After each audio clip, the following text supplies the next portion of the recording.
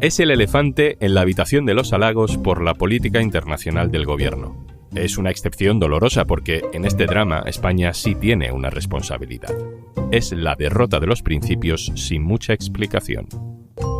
Soy Juan Luis Sánchez. Hoy en Un Tema al Día: Ucrania, Gaza, Irán y el Sáhara.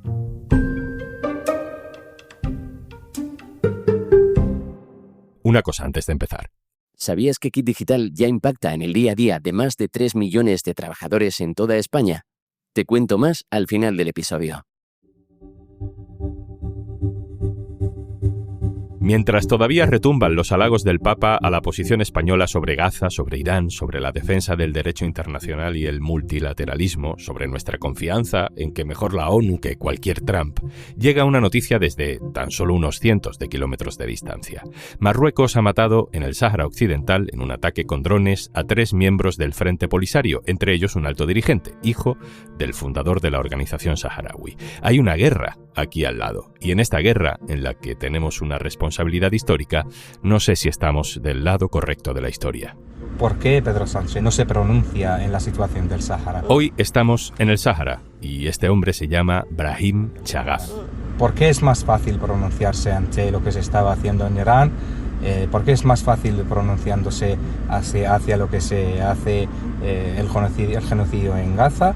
Brahim habla con mi compañera Gabriela Sánchez, que hace unas semanas ha ido ya varias veces a los campamentos de refugiados saharauis que están en Tinduf, en el sur de Argelia, donde miles de personas esperan una solución desde hace 50 años. Creo que no es justo, siendo yo hijo de españoles. El Sáhara era colonia española, se la quedó Marruecos ilegalmente, y la ONU, desde hace muchos años, dice que es hora de que ese pueblo decida su futuro con ayuda de España. Recordemos que hasta el 75 los saharauis éramos españoles. Mi madre tiene el DNI español.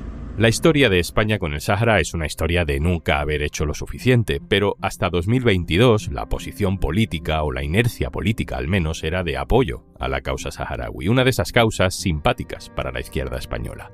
En 2022 llega el hachazo, el giro, un cambio histórico en la postura oficial de España. La decisión la toma Pedro Sánchez. España proclama su apoyo al deseo de Marruecos, que el Sáhara se considere una autonomía dentro de su país. Adiós al Sáhara Occidental independiente. Han pasado 4 años y hay mucho hecho consumado, mucho sobreentendido para explicar ese cambio de posición con el Sáhara, que si los saharauis llevan perdiendo 50 años y ya no hay más que se pueda hacer, que si Marruecos es un aliado estratégico para otros problemas globales que afectan a España, que si lo que quiere Estados Unidos es esto y enfrentarse a Estados Unidos es problemático, pero no se podría decir lo mismo sobre Palestina, sobre otras injusticias como la de Ucrania, como la de Irán. ¿Por qué con el Sáhara no hay desafío? Gabriela Sánchez, hola. Hola, ¿qué tal?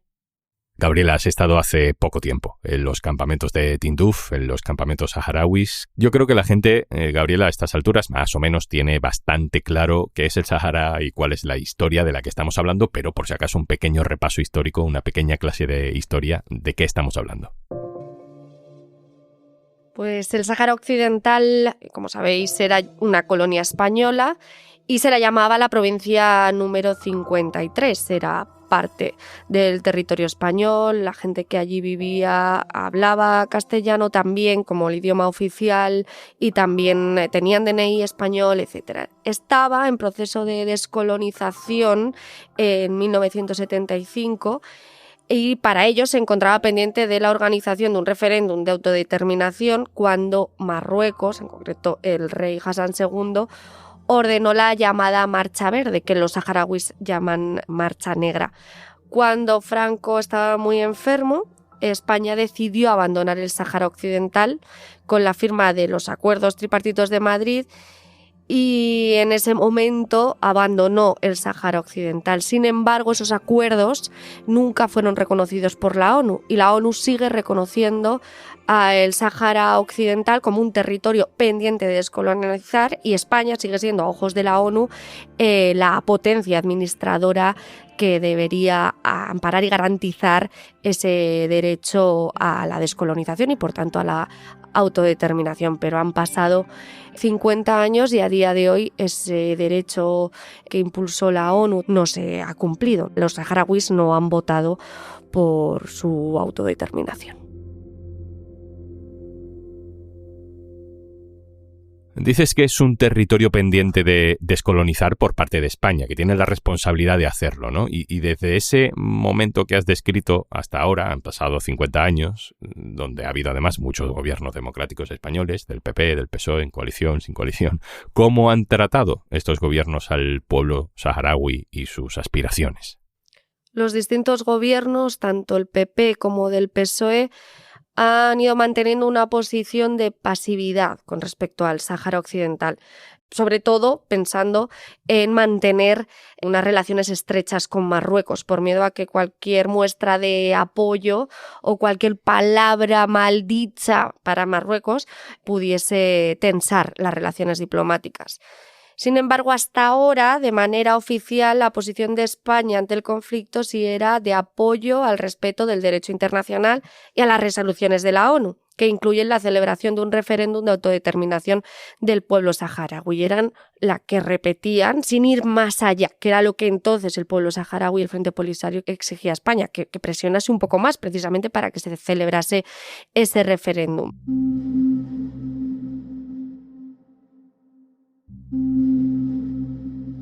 Y entonces llegamos a 2022, gobierno de Pedro Sánchez. ¿Qué decisión se toma exactamente? Sí, con Pedro Sánchez llegó el volantazo oficial de la posición sobre el Sáhara Occidental para pasar a respaldar directamente la posición marroquí. Esa posición marroquí lo que plantea es que la región, que el Sáhara Occidental, se convierta en una comunidad autónoma dentro de Marruecos. Es curioso porque el Frente Polisario lo que pide y el pueblo saharaui es votar y no se muestra en contra de que esa posición sea una de las opciones que pueda votar el pueblo saharaui en el caso de un hipotético referéndum. Ellos dicen que lo incluyan, nosotros queremos votar. Sin embargo, Marruecos, año tras año, lo que ha vetado es precisamente que voten. Yo no recuerdo, Gabriela, una explicación detallada, sí el anuncio de Pedro Sánchez lo recuerdo, pero no recuerdo una explicación detallada de por qué el cambio, de por qué el giro. Hemos tenido que leer entre líneas que, bueno, es muy importante llevarse bien con Marruecos, pero no hay una explicación detallada que esté a la altura del giro que esto ha supuesto, ¿no? No ha dado explicaciones claras sobre las razones que han motivado ese cambio de posición. No dio explicaciones en el Congreso, a pesar de que prácticamente todos los grupos parlamentarios pidió al presidente que lo hiciese. Luego, aunque no se reconozca de forma evidente, hay otras razones, ¿no?, que a través de los analistas se pueden ir viendo con el paso del tiempo. Una de ellas claramente es el control, las razones migratorias. Hay que recordar que este cambio de posición sucede unos meses después de que se desatase una crisis diplomática entre España y Marruecos después de que España acogiese por razones médicas a Brahim Ghali, que es el principal líder del Frente Polisario. Marruecos se enfadó y lo demostró a su manera, abriendo las fronteras con Ceuta y permitiendo en 2021 el paso sin apenas control de cerca de 3.000 personas en unos 2 días aproximadamente, que la mayoría eran menores. Y en general el control migratorio después se rebajó mucho y por tanto había muchas salidas de, por ejemplo, embarcaciones desde Marruecos a Canarias. Y también redujo la colaboración en materia terrorista, por lo que todos estos efectos también pudieron motivar, ¿no?, una mayor presión para ese cambio de posición. Y otro asunto del que siempre se habla es la territorialidad de Ceuta y Melilla. Marruecos sigue defendiendo la marroquindad de las ciudades autónomas, como defiende la marroquindad del Sáhara Occidental. Y en los argumentarios de entonces del PSOE se incluía también que el cambio de posición venía para garantizar la integridad territorial de España y en concreto destacaban Ceuta y Melilla. Es otra de las razones que pudo estar detrás, pero como no hay transparencia no sabemos exactamente qué ocurrió para que finalmente se diese ese paso, porque todas estas razones antes de este giro ya se daban, pero España no había cambiado su posición.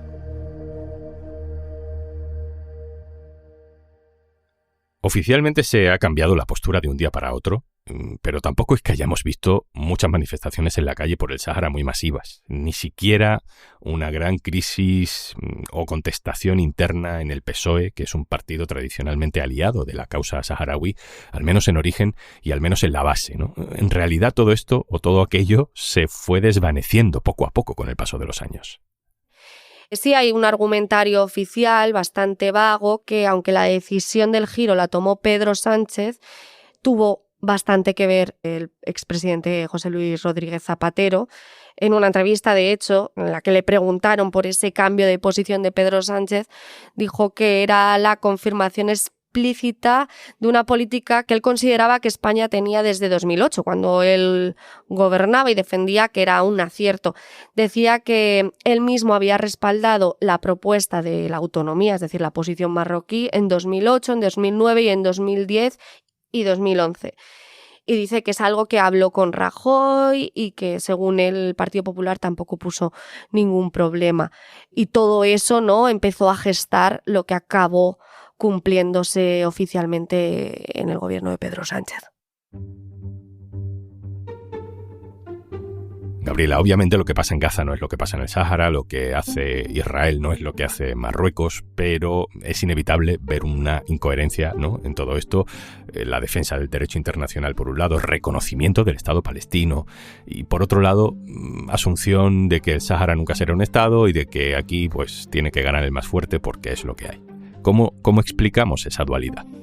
La explicación es muy complicada, la incoherencia cae por su propio peso, ¿no? La línea con la que defiende constantemente, ¿no?, su posición sobre Palestina o también en relación en contra de la guerra, ¿no?, es la defensa del derecho internacional, las resoluciones de las Naciones Unidas. Y las Naciones Unidas, más allá del Sáhara, son claras. Cualquier territorio pendiente de descolonizar tiene que celebrar un referéndum y garantizar su derecho de autodeterminación. En este caso, no parece que tenga la misma vara de medir de respeto al derecho internacional. Y eso es lo que también nos hemos encontrado en los campamentos de refugiados saharauis, en el FISáhara. Este año destacaban, ¿no?, muchos de los refugiados saharauis. En las diferentes charlas que había en el festival hablaban de la incoherencia de Pedro Sánchez y la rabia que daba, que por qué con unos conflictos era tan contundente y se había convertido casi en un líder internacional de defensa del derecho internacional y de la paz, y porque con el pueblo saharaui miraba para otro lado. Esa realidad que describes a lo largo de medio siglo ha tenido consecuencias directas. En muchos casos, el exilio, ¿no?, la diáspora. Hay muchos saharauis, por ejemplo, en España, pero no todos tienen reconocidos plenamente los derechos, ¿no? Hablamos en otro capítulo de aquella propuesta de Sumar para dar nacionalidad española a los saharauis. Recuérdanos cómo era esta propuesta, qué pasó con todo esto.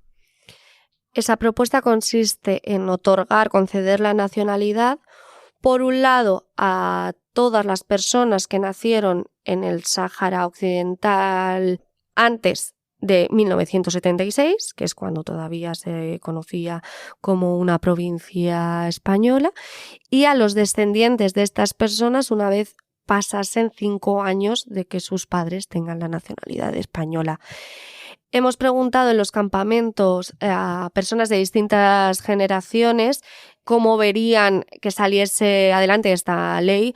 Nos dicen que sí, que la pedirían, que si fuese posible lo harían, pero no se irían a vivir a España. ¿Y para qué la querrían? Pues para en ocasiones vivir un poquito mejor. Algunos dicen, sobre todo los mayores, para temas médicos, los campamentos, la asistencia sanitaria es muy precaria y utilizarían esa vía, el poder, ¿no?, que te da un pasaporte español europeo para poder viajar en el caso de necesitarlo o con una enfermedad grave, por ejemplo.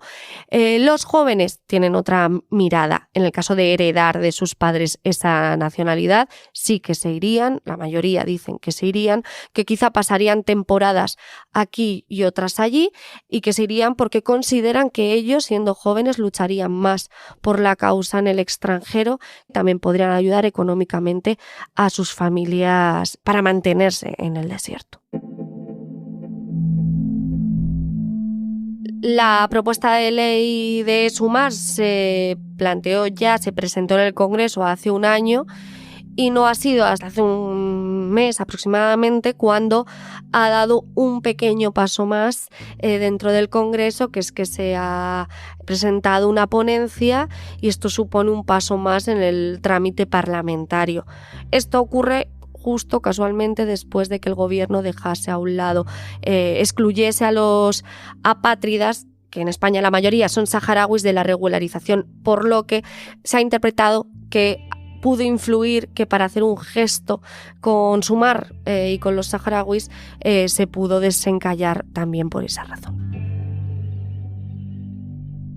Claro, es que hemos pasado de tender la mano al pueblo saharaui a negarles una regularización, como dices, que sí le estamos dando a otros extranjeros sin papeles en España. Es complicado de asimilar. ¿Por qué esto es así? ¿Cómo lo argumenta el gobierno? El gobierno explica que es debido al informe del Consejo de Estado en el que recomendaba al gobierno excluir en concreto a los apátridas. Y los apátridas, que es la gente que pide protección y el reconocimiento de que no tiene efectivamente una patria reconocida, ¿no? En España la mayoría son saharauis. Sin embargo, choca la explicación del gobierno en la que dice que los apátridas ya tienen una protección, porque es verdad, los apátridas ya tienen una protección, pero a quienes excluye la regularización no son a los apátridas reconocidos, sino a los solicitantes de apatridia. Es decir, igual que la regularización beneficia a los solicitantes de asilo que todavía no han sido reconocidos como con el asilo o como refugiados y por tanto todavía no tienen esa protección internacional que les concede el refugio, el reconocido, los solicitantes de apatridia, mientras esperan la resolución, tampoco tienen esa protección. Incluso tienen menos protección que los solicitantes de asilo que sí están amparados con la regularización. Entonces, este ha sido el último golpe más para el pueblo saharaui por parte de España y que supone una regularización. No solo beneficia a las personas de aquí, sino que acaba beneficiando a las familias de allí, de los refugiados que envían dinero. Y lo vemos, ¿no? Lo vemos en el desierto, cómo se nota en las jaimas, en las viviendas de quienes viven en España y tienen papeles y pueden trabajar en España o en otros países, y quienes no tienen esa dotación económica extra del que procede de la emigración. Gabriela Sánchez, compañera, muchas gracias. Muchas gracias.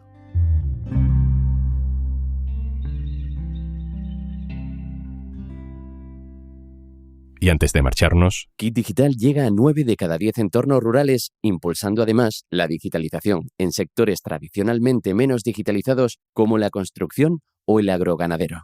Kit Digital es un programa del Gobierno de España gestionado por Red.es, entidad adscrita al Ministerio para la Transformación Digital y de la Función Pública a través de la Secretaría de Estado de Digitalización e Inteligencia Artificial, que cuenta con la Cámara de Comercio de España como entidad colaboradora.